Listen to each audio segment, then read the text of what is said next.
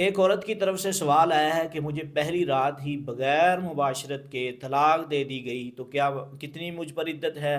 کیا میں آگے نکاح کر سکتی ہوں؟ میں حق مہر لینے کی مجاز ہوں؟ اس بات کا جواب اللہ رب العزت نے سورۃ الاحزاب کی آیت نمبر 49 میں دیا ہے۔ یا ایھا الذین آمنوا اذا نکحتم المؤمنات ثم طلقتموہن من قبل ان تمسوہن فما لکم علیہن من عدۃ تعتدونها، کیا ایمان والو جب تم نکاح کر لو تو اگر بغیر چھونے کے تم نے ان کو طلاق دے دی گئی ہے نا تو ان پر عدت نہیں ہے۔ تو پہلا مسئلہ یہ حل ہوا کہ بغیر مباشرت کے طلاق دے دی گئی ہے تو ایسی عورت پر عدت نہیں، وہ آگے جب چاہے نکاح کر سکتی ہے۔ دوسرا مسئلہ یہ تھا کہ اس پر حق مہر ہے۔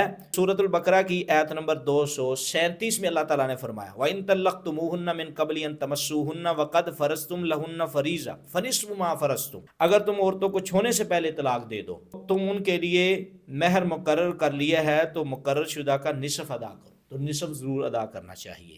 تو تینوں باتیں جو ہیں وہ واضح ہو گئی کہ اس کو طلاق ہو چکی ہے اور اس کی کوئی عدت نہیں، وہ آگے جب چاہے نکاح کر سکتی ہے۔ اور تیسری بات یہ ہے کہ خامد کو نصف حق مہر جو ہے وہ دینا پڑے گا، اور اگر وہ مکمل دے دے تو اس کا بھی اللہ تعالیٰ نے قرآن میں حکم دیا، وَسَرِّحُوهُنَّ سِرَاحًا جَمِيلًا کے الفاظ موجود ہیں۔